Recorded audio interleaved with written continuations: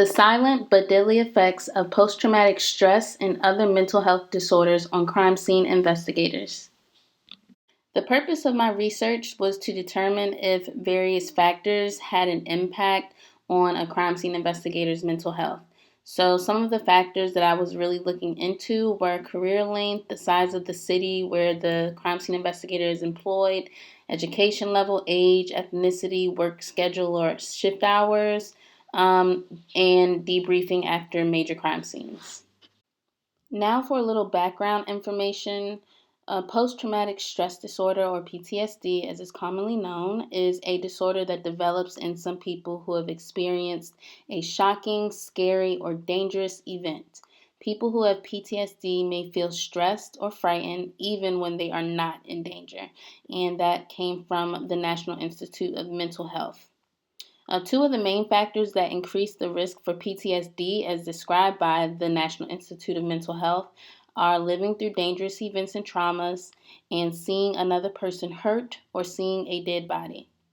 And as we know, crime scene investigators do see people hurt as well as seeing dead bodies all of the time. So this is why my focus was on PTSD and other mental health issues.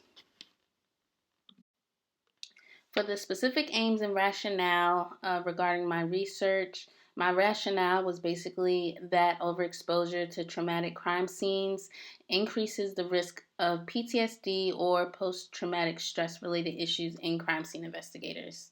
Police officers and those in the law enforcement field, which would include crime scene investigators, are at a higher risk for post-traumatic stress reactions resulting from higher exposures to trauma and job burnout resulting from the way in which police work is organized, both of which increase the risk of psychological problems and suicide.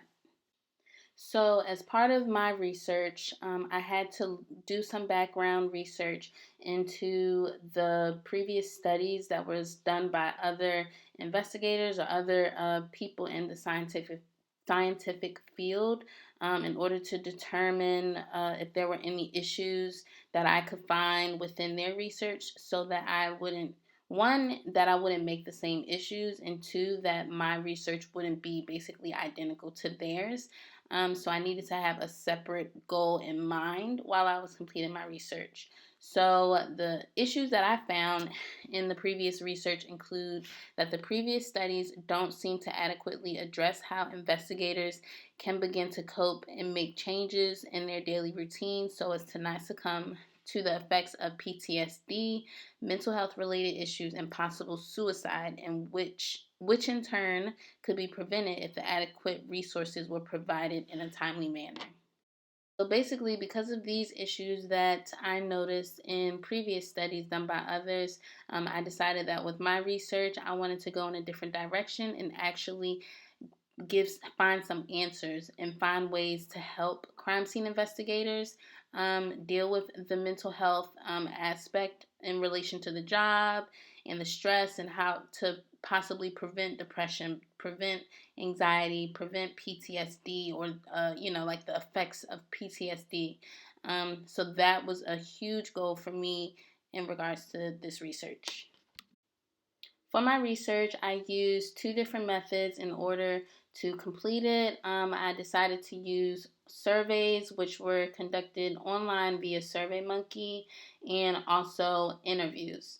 So, with the online surveys, my original goal was to get at least 100 participants, and I exceeded that goal. I had a total of 199 voluntary participants from across the country. Every single participant was a crime scene investigator or a retired crime scene investigator. In regards to the interviews, I had a goal of interviewing 10 participants, but I had 5 voluntary participants. And I gave each of them a separate IP number, which stood for interview participant 1 through 5. Okay, so I'll just give you guys a quick rundown of my initial survey questions that was conducted on SurveyMonkey. The questions included: what is your age? How long have you been working in the field of crime scene investigation? How large is the crime scene unit where you are employed? Do you ever have repeated distressing memories, dreams, flashbacks of any traumatic crime scenes or other traumatic events? Do you avoid thoughts, feelings, or conversations about any traumatic crime scenes that you have been to? And how hard is it for you to talk about traumatic or frightening crime scenes? Has the trauma or traumatic crime scenes affected your interest in your career as a crime scene investigator? Describe briefly. Where do you receive most of your support? Family, friends, spouse, coworkers, faith, etc. How often do you feel depressed or hopeless? And have you ever thought about hurting yourself or others? These are the initial survey results that we're about to go ahead and get into. Just as a reminder, there were a total of 199 participants from across the country who participated in this initial survey. All of the participants were crime scene investigators or retired crime scene investigators. So the age range, as you can see, the majority of crime scene investigators that participated were between the age of 25 and 34. But if you look closer at the data, the second highest was between 35 and 44. So there's really a good range of a good age range of crime scene investigators across the country. I think it's pretty important to understand that with varying ages of crime scene investigators across the country, you're going to have a lot of different people with a lot of different experiences, life experiences. People are going to have different levels of education, different amount of time that they've actually been crime scene investigators in the field, working in the field. Some crime scene investigators who may be younger may have only been in the field for about 4 or 5 years. Others may have been in the field for over 17, 18 plus years. So it's really good to have a good age range of the crime scene investigators in various crime scene units across the country, because everyone comes in with their different perspectives, their different generations, so people may see things or do things in a different way. And I think that this is very important for crime scene units across the country, just because you're going to get those different perspectives from different generations who may know or do things in different ways. Another question that was asked of the participants was, how large is the crime scene unit where you are employed? 31.16% stated that their crime scene unit had less than 5 full-time employees. That was quite alarming for me, just doing the research, because you can just imagine how short-staffed different crime scene units are across the country. A lot of cities, major cities, they have a lot of crime, and with only less than 5 full-time employees, that's very, very alarming. 25.63% of participants stated that there were between 5 and 10 full-time employees.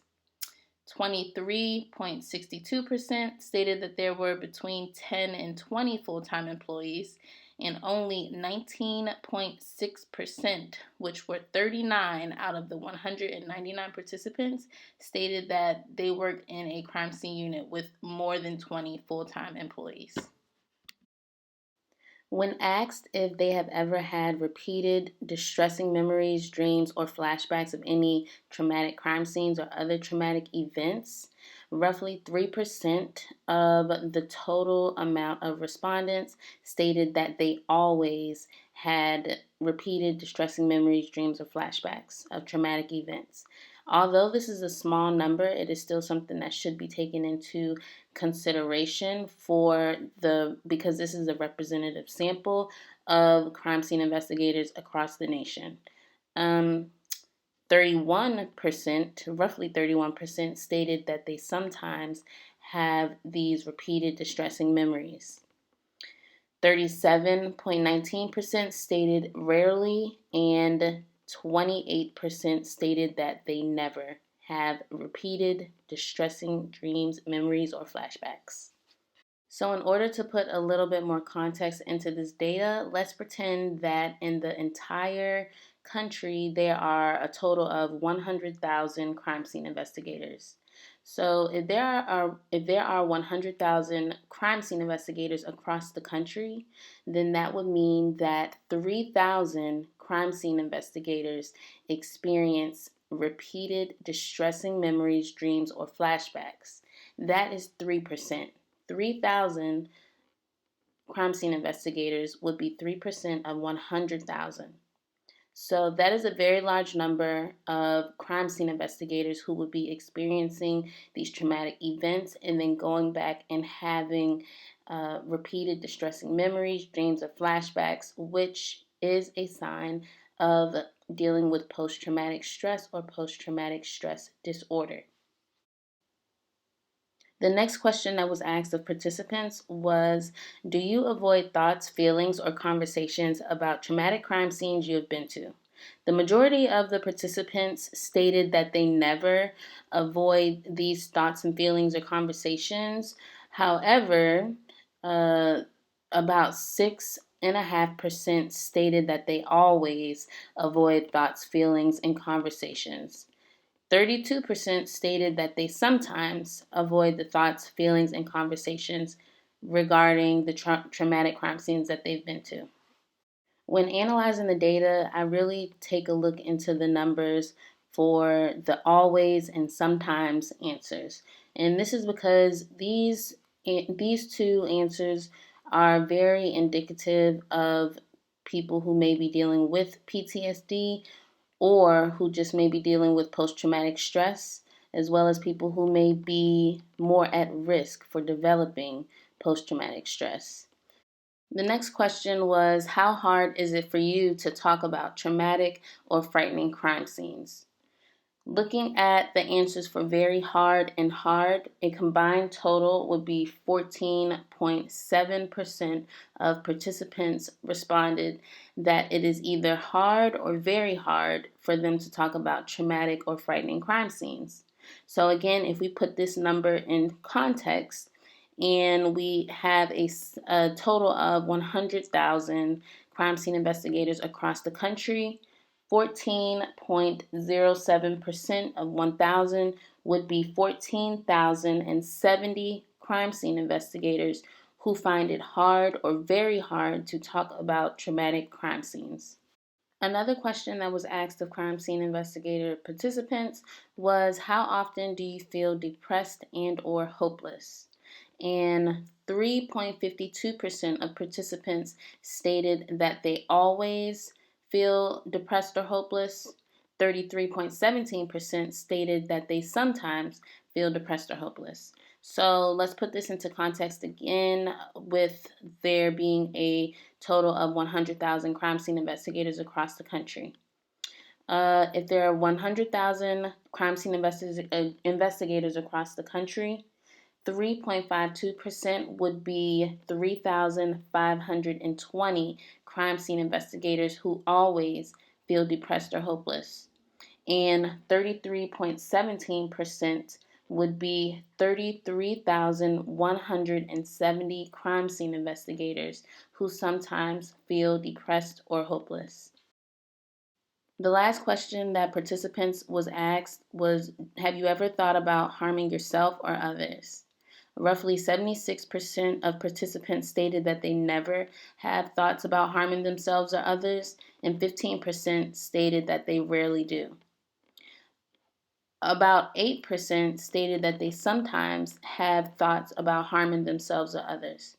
So 8%, if we put this number in context again, 8.04% of 100,000 crime scene investigators would be a total of 8,040 crime scene investigators across the country who have thoughts of harming themselves or others. Stay tuned for part 2 of my CSI mental health research, where we will discuss the second phase of research, including the interviews with real crime scene investigators, as well as overall research results. Thank you so much for viewing thus far. Have a great day.